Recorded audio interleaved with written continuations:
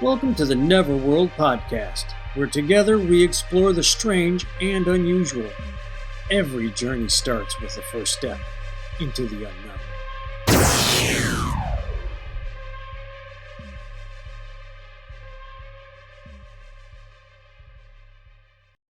Hey, welcome to Neverworld podcast. I'm Scott with Dave, and today we thought last week we recapped all of Skinwalker, but hey, Shocking! Here is the special Travis Taylor episode of him talking about the entire 4 seasons and beyond.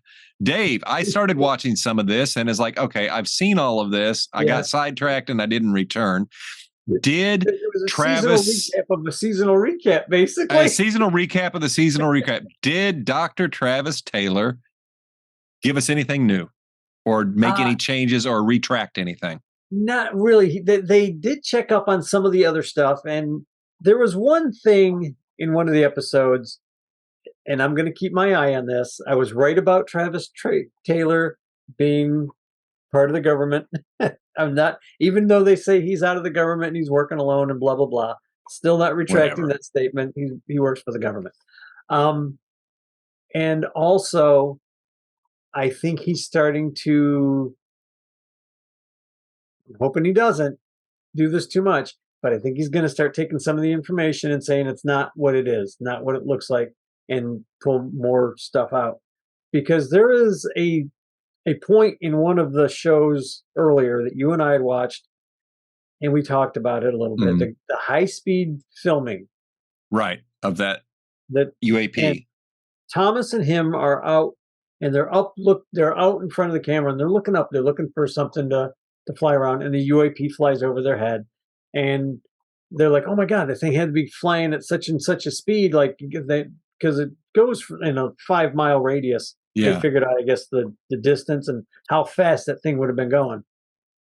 And this time around, they're looking at it, and Travis says, well, second look, we think it was a bird.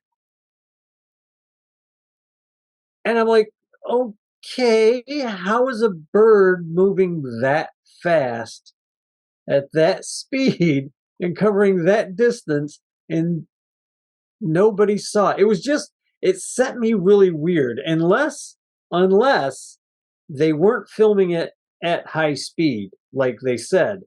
But when they showed that thing flying across, like over the heads of Thomas and him, neither one of them are really moving all that much. You know what I mean? Like if you and I are outside looking up, we're doing one of these, looking around.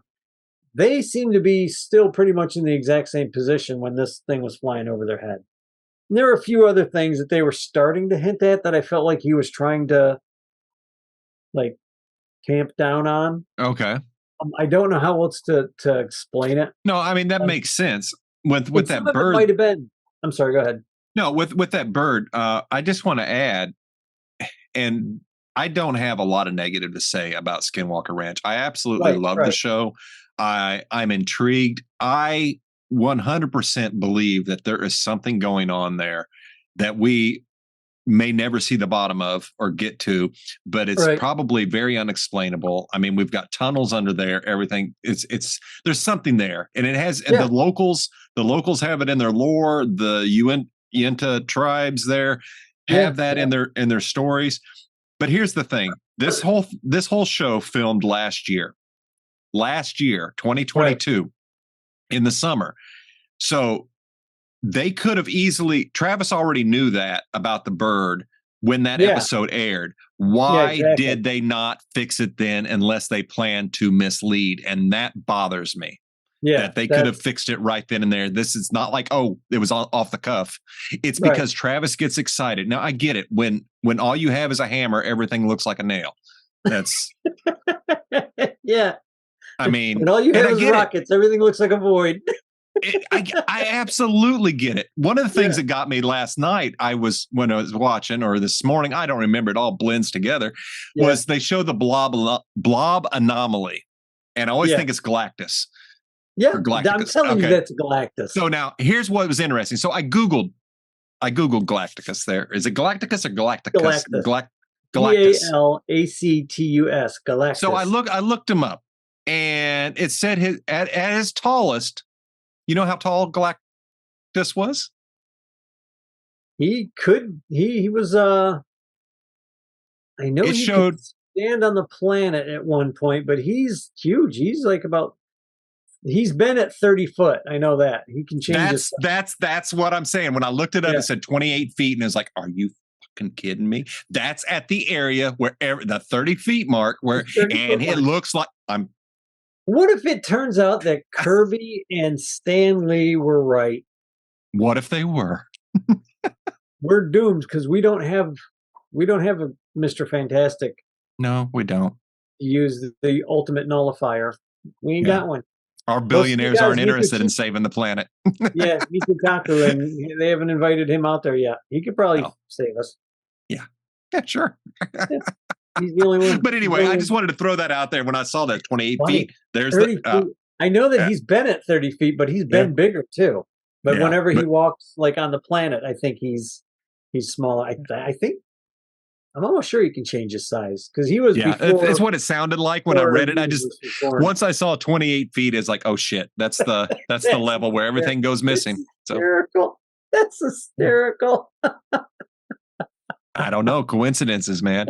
Coincidences. But that was my takeaway is if he's going to come out and say it's a bird now, this was all filmed last year. This could have been put into the episode or they could have just cut that bit out instead of making us excited and wanting to see more. And I know I'm being manipulated and I don't like to see it so heavy with that if they knew that. So here's the thing with that as a BS explanation. Mm-hmm. For me, it's like if you were filming at high speed, which is what I think they were doing, if I'm not mistaken, then that bird's moving Mach 2, Mach 3. There's not a bird out there that moves that fast. And you still have the speed problem. Yeah. So I'm just saying. So you just felt like it was a BS. A misdirection? Excuse. Yeah. That's what I feel like. Be. Yeah, and I hope that doesn't continue. I hope not. That's my only worry for the next season. Did they show anything that's coming? No. Okay. No, they did not. They did talk a little bit more about the tunnels. He talked about, but that was weird because it seemed like they took it out of context of the way the episodes aired, but that's okay. They did talk a little bit more about the tunnels and how they want to get more into it, but that was really about it. They didn't really cover anything else. They didn't really need this particular episode. I didn't feel at all. Yeah. That's what shocked me that it was there. It's like, wait, where did that pop up? Right, right. But it was good. Exciting. I mean, like you said, I'm here till the end. No matter what, I'm still here till the end. Absolutely. So that wraps up the wrap up of the wrap up. The wrapping of season 4 of Skinwalker Ranch. Right. We're going to start shifting back into different topics, different things, folks, and ghosts and spirits and unknown and ancient archaeology and ancient history, which brings me to something that I have been finding fascinating. I want to hear more about this. Is the town of Derinkuyu in Turkey. Mm-hmm. If you have not heard of Derinkuyu, it is an underground civilization that was discovered in the 60s. Now, this is a neat little story about how this place was discovered. Rediscovered. In 1963, there was this local who kept losing his chickens. And he was renovating his home. He's doing remodeling. Right. And the poultry would disappear through small crevices created during the remodel, never to be seen again. I know, right? So he had to dig to get those chickens. And upon digging in, he found tunnels and passageways that had this subterranean city. Wow. This was the first entrance found. They have since found, since 1963, 600 entrances into this city from underneath these houses in Turkey. That's crazy. How many people? Do you remember how many people it actually? They say it could hold 20,000 people. They started excavating when they found this, and this is just from this article that I had found that it revealed a tangled network of underground dwellings, dry food storage, cattle stables, schools, wineries, and a chapel. Yeah. A chapel. Like a Christian chapel, or just I'm not sure. It would have been Coptic at that time, probably. So Yeah. it could have been, but because this is where it gets interesting, because we don't know how old it is. Right. There is reference to Derinkuyu in a written work by Xenophon of Athens from 370 BC that mentions the Anatolian people in or near region of Cappadocia living in underground homes rather than on the cliff sides. So it is first referenced all the way back in 370 BC. That's when we should have been cavemen. Nah, not by 370 BC. Nah, we would have been cavemen then. No, Egypt was booming then. All of that. We got to go a few thousand years back. Oh, okay. So, I don't know time. Those records put us about 2,800 years ago. That's only about 2,800 years ago. That's not quite there. It does say a church exists on the lowest floor, which is interesting. So it gave the fact that they found a chapel gave to the theory that Christians were hiding there. So it could At one be. point, right? Yep. Another theory is the Anatolian Hittites of the 15th century BC built the place to hide from war. Right. Okay. Which I want to say that's what I want to say most people say, or at least most ancient astronaut theorists say. Well, and then we get to one of my favorite astronaut theorists, or ancient history theorist, is Graham Hancock, who talks a lot about the Younger Dryas event, which is 14,000 plus years ago. Yeah. It is also speculated by people such as him and others that this was a place where the people who were living took shelter from the Ice Age to survive the Ice Age. Could be. There's talk of tunnels connecting all over the place and leading to, guess where?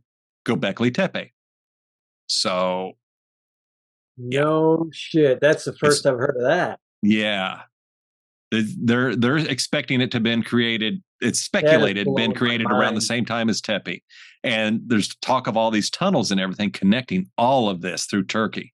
This is a fun theory, is the city was created by humans to protect themselves from the air invasions of extraterrestrial beings. Which is the first place I've heard of that was on Ancient Aliens about 10 years ago. We laugh about that. However, when you pull the ancient texts and you go like all the way into India's stuff, where they basically describe all out nuclear war. Yeah. And those books are from 10,000 years ago. I'm just saying, folks, it could be. It's not that crazy. We don't know what the hell they had we don't know what they had 300 years ago at this point. We don't, dude. How much history's been hidden from us? You don't know. It's so much. It's so much. So I found this whole place interesting, that here in Turkey, there's a whole underground city that was built. And it's just... It's huge. I mean, it's got... I'm 20,000 people is pretty big. Yeah, I'm flicking through images here of it online, and I'm just completely blown away. It's pretty wild. Wild. I mean, and it looks like a well or a place where they crawl down, but there's also entrances where you can get off and go into other sections of the city, like, because it goes way down. I don't know how deep this thing is. I don't even know if they know how deep it is. It also says, let's see, it burrows more than 85 meters below the surface. That's 18 crazy. Levels of tunnels, the largest excavated underground city in the world. It was in constant use for thousands of years, changing hands from the Phrygians to the Persians to the Christians of the Byzantine era. It was abandoned in the 20s by the Cappadocian Greeks when they faced defeat during the Greco-Turkish War and fled abruptly en masse to Greece. It says that the cave-like rooms stretch out for hundreds of miles. That's nuts. But it's thought that more than 200 small separate cities have also been discovered in the region connected to these networks. So, that's mind-boggling.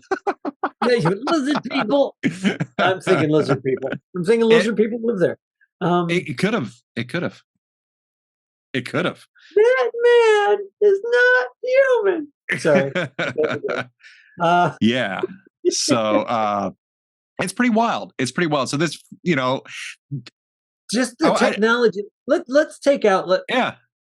Let's just take out lizard people. Let's take out alien invasion. Yeah. Let's take it all out.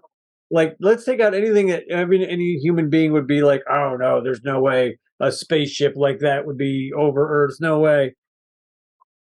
Let's take all that away.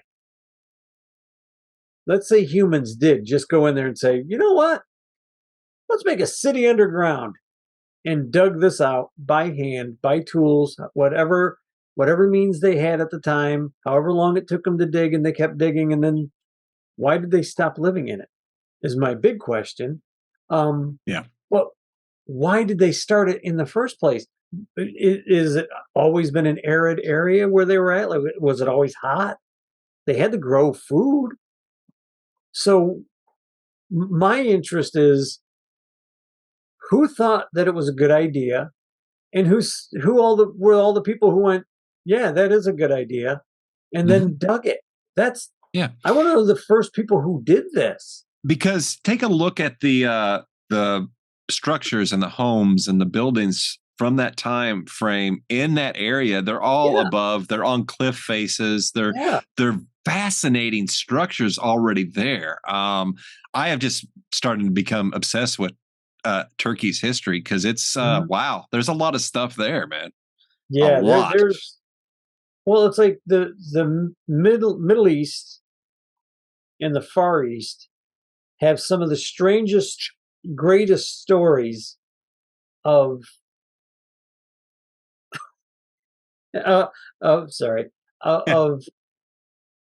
creation and destruction, and their history is so close and intertwined to mythology that when I see this, I start wondering how much of it is actual mythology and how much of it is actual fact.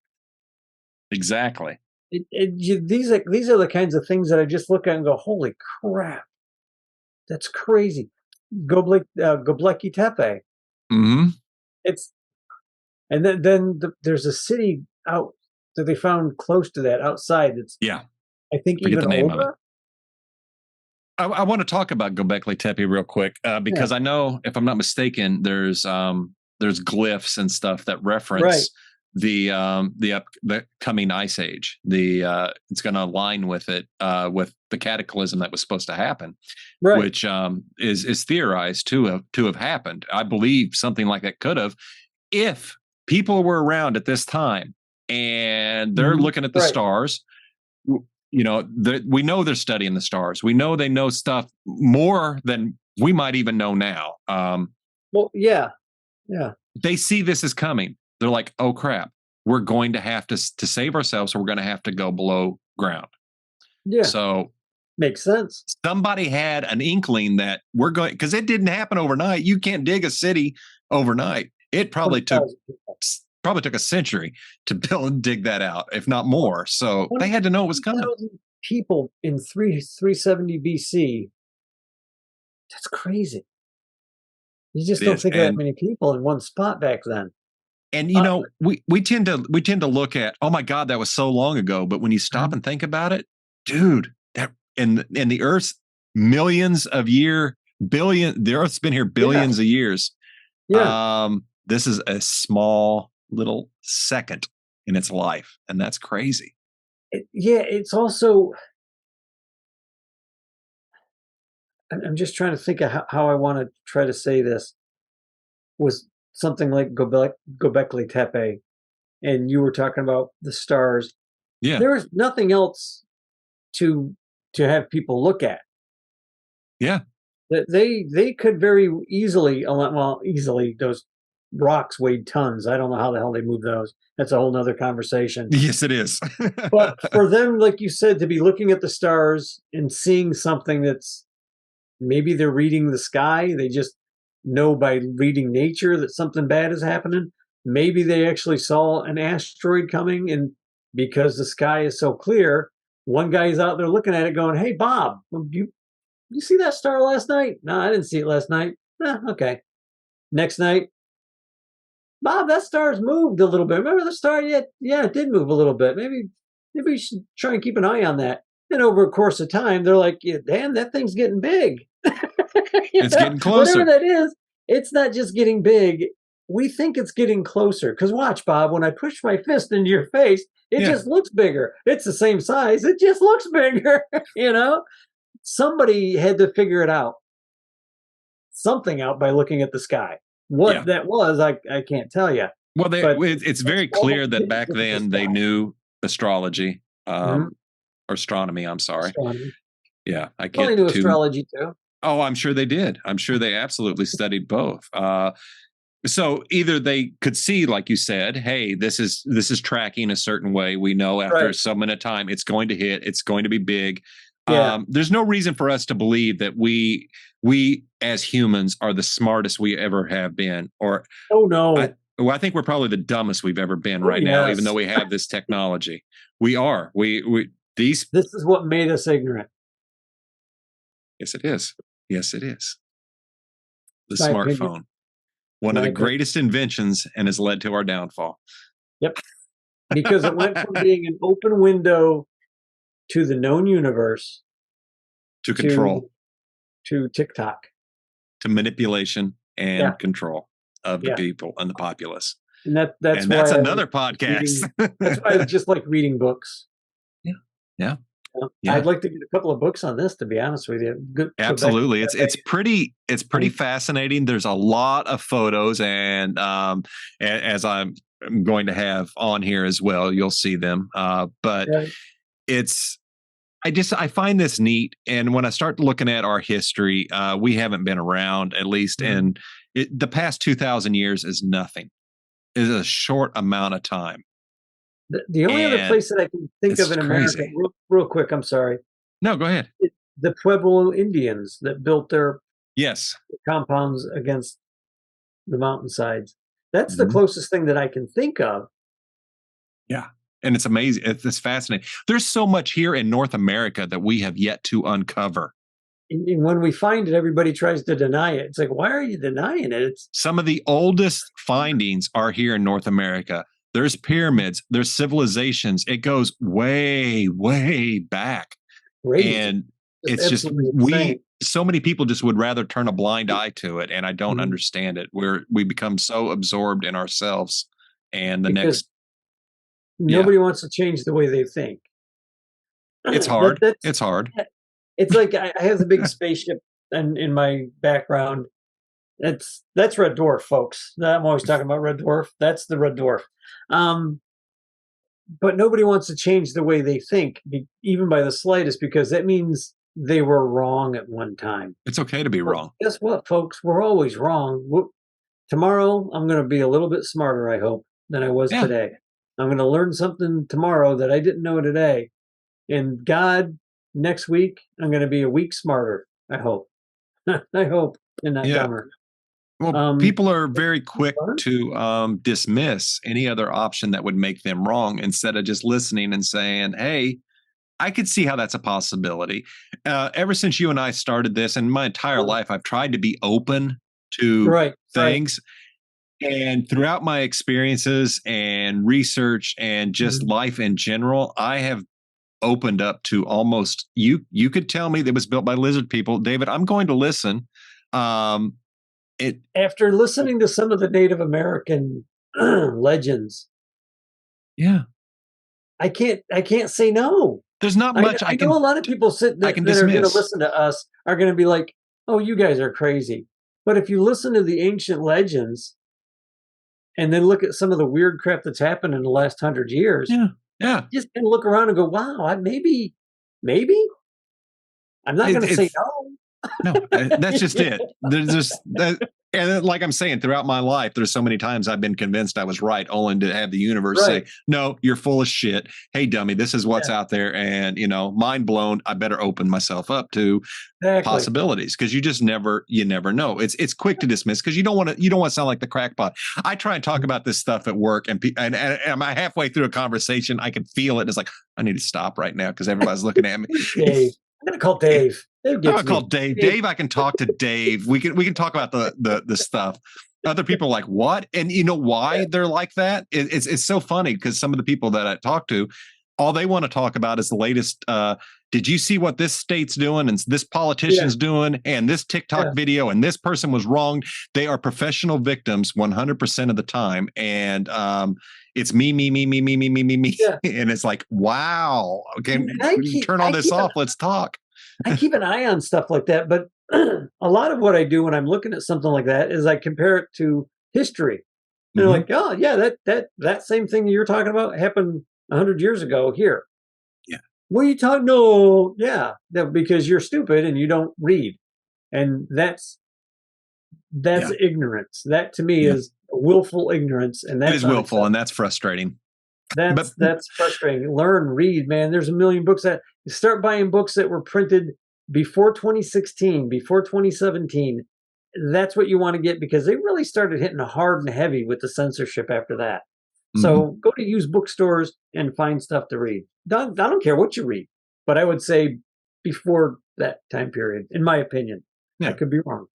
But I mean, I'm reading The Lord of the Rings right now, and I'm having a Mandela effect. Like, I don't remember any of this. I've read these books I don't know how many times, and I'm coming across, like, people are always talking about Tom Bombadil, and I know this has nothing to do with what. No, what keep going. I got to hear it. But it's like a Tom Bombadil thing. And I'm like, Tom Bombadil. I knew who the character basically was, but I didn't ever remember reading about him. I'm reading this book, and all of a sudden, Frodo meets Tom Bombadil, and he's helping him. And they break into song, and we go for the next 100 pages. Breaking into song. I hate Tom Bombadil. I like Tom Bombadil because at one point, Frodo's got the ring, and Bombadil knows about it. And he says, hey, why don't you hand over the ring?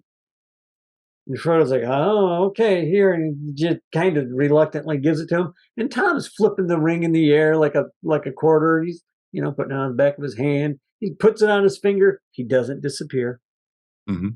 He takes it off. He's like flicking around. He's weighing it. He just tosses it back to Frodo and starts laughing. And that right there, when I heard that, because initially I'm like, why didn't you guys just give Tom Bombadil the damn ring? And he could have walked him over. Shit, the way he moved, he could have been there in a day and back home with his wife, the river daughter or whatever she's called, and no problem. But the reason he's not in any of the movies, and he probably took him out of the story, is he realized he was too powerful. He was a more god. Powerful than Gandalf. Yeah, he was like a god, and that's why I had issues. Yeah, that's why I had issues. Yeah, when you get to that part, I'm sorry. He was a good character to be introduced, though. And when you start reading some of his history or the story like that, and I'm going to bring this back to Göbekli Tepe and Derinkuyu. Derinkuyu? Am I pronouncing that right? Yes, we're probably not pronouncing any of it right, but that's the legends from that time period, because the people knew there was something in that area. All the folks who had lived there for hundreds and thousands of years knew there, even if they didn't know where it was at, they knew the legends. They knew something was there. You don't just go out to Göbekli Tepe and find it by accident. Well, maybe they did. I think somebody was. Well, did they not find the city of Troy in Turkey as well? Yeah. So it was real. Again, a legend that it took somebody following a legend. Just a story. No way this is real. And the guy literally took the book and said, okay. He walked to where the thing was at. He asked a couple of the local natives. I call them natives because that's what you call people whenever they live there. And you're like, hey, where was the ocean at? Where, I'm standing by the ocean, but I think it was further up that way. Well, yeah, you just walk up here. This is where the ocean used to be, and this is what. And then he went from there. He took that as a starting point and started walking around looking, and he marked off where Troy was at. They started excavating, And sure as shit, the city of Troy is right there. Again, which was supposed to be a legend. Legend. So I know that J.R.R. Tolkien was an Oxford professor. Mm-hmm. Linguistics, if I'm not mistaken, it was linguistics and something else that had to do with language and words. So when he made up the Elvish language, it was an actual language. But he learned how to do this. Where do you learn how to do this? From legends. You learn how to do this, and you learn things. So Tom Bombadil, maybe not exactly what we want in our gods that dance around and sing, but there's worse. Yeah, no, there's worse. And here's but it's a good legend for him to start with. And you're like, okay, what did you base? That's what I would have asked him about. Like, who did you base this character on? That's interesting. What legendary character did you base it on for fact? And that's what you have here is legends that are turning into facts. So what an interesting trip, Dave. I see how you tied it all together, and it works. It absolutely does. It's like we talk about on Skinwalker. You have all the tribes in that area with their legends, right? And you know what? When they start picking at those legends and they bring in tribal musicians and stuff like that, it's stuff starts happening. What's going? Follow this. They know, they have their stories. Somebody has the stories of Derinkuyu. Somebody has all of this, because that's one of the things I've been thinking about lately. Is not a lot of time has passed, but where are these stories from just 2,000 years ago? Where are they? They should be around. They are. You just but we're not hearing them. You know what? The Book of Enoch is a good starting point. When the Dead Sea Scrolls were found and the Gnostic Gospels were brought up, wow, you see what didn't make its way through the Council of Nicaea, because that's a whole nother podcast, but it's pretty mind-blowing, the stuff that's in those books. But you talk about history and legends and how to find things out. I would like to get my hands on the Ethiopian Christian Bible, and I forgot that the sect of Christian that it is, but it's the oldest Christian Bible. It's the oldest teachable Christianity on the planet. Well, they were the first Christians. Yeah. They have the first Bible, and their Bible is what would be considered the true Bible, the one that a lot of Westerners didn't get a hold of and rewrite. So that's what I want. I'd love to get an English translation of that, because there's no way in heck I'm going to learn whatever language it's written in. I'm too old. I did recently pick up, it's called the Apocrypha or whatever. It's all 54 books that are not in the Bible, and it does have the book Enoch, all of that. So it's very interesting.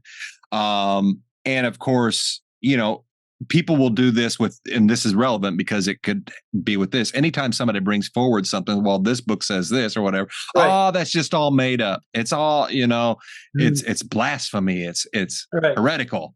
Yeah, to you it is, but these people believed it. I mean, and it's at some point that was the religion. Yeah. Yeah. So suddenly it's not the religion, but who said so? Yeah. And that's why I take in what I like. I take it, I shake it up, I put it in my breast pocket, I hold it real here, and then everything else that I don't like, I push away. It's definitely. This is my religious beliefs. The rest I don't care about. You go believe those on your own. Yeah. For me, I think it's important to read all the lore, all the mythos. Everything is based in something, and the more you read into mythologies from different areas, you start to see a common thread, a common story, common characters, and a common message. It's really something to think about. It's really mind-blowing, actually. I would love to have the money and time, and I don't know how I'm going to do it, but one day I want to go see Göbekli Tepe. I would love to. Let's go. I want to go see Derinkuyu.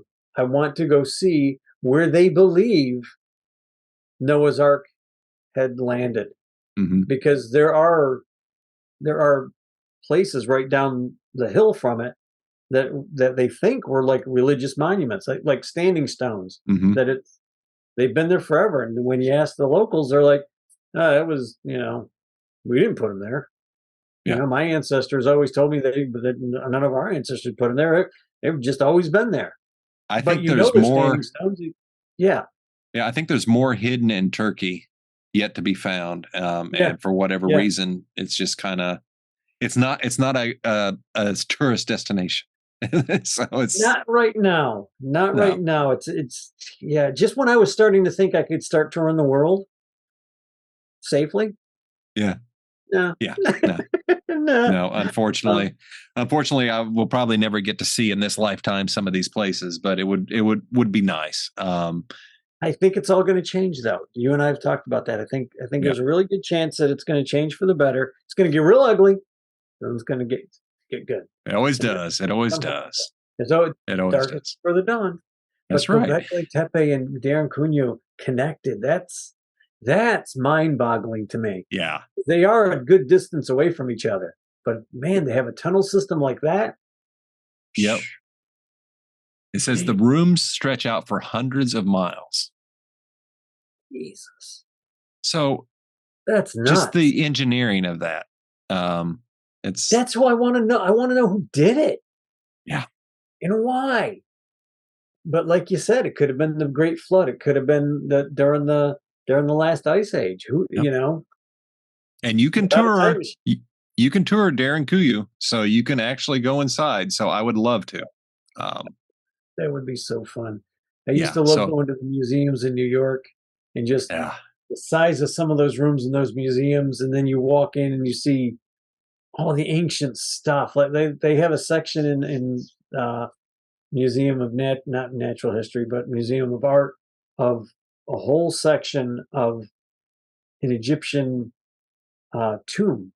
Mm-hmm. Oh wow! And it's beautiful. Like you can walk up and you're like, oh my God, this is amazing. And it's like all been rebuilt and set up. And every time I went in there, I looked at that, I was just dumbfounded. And it's just crazy, the stuff. It is, man. It is. So there you have it, folks. Something for you to take a look into. Take a look at the city of Derinkuyu and Göbekli Tepe. Actually, anything with Turkey at the beginning of our history is pretty fascinating. As David mentioned earlier, also thought to be the resting place of the Ark, Noah's Ark, that is. You mentioned the other Ark earlier, which is believed to be in Ethiopia. Whole nother story. Yeah. Whole nother story there. Again, it's the guy that did you just named him. I'm sorry, my Graham Hancock. Hancock. Yep. He's the one who traced it all the way to there. Yep. And you can't argue with it. The temple's still there, and they tell you that we got it. That's amazing. It is. So folks, join us next week. Who knows where we will end up? So hope you join us for the ride and the trip, and find us interesting. Drop us a line, hit the like, hit the share, hit the subscribe. You can find us on Facebook. Smash that like button. That's right. You can find us on Facebook, wherever you listen to your podcast, or on YouTube, or on Rumble. If you've got someplace you'd like to find us, let us know. So catch you next week. Thank you.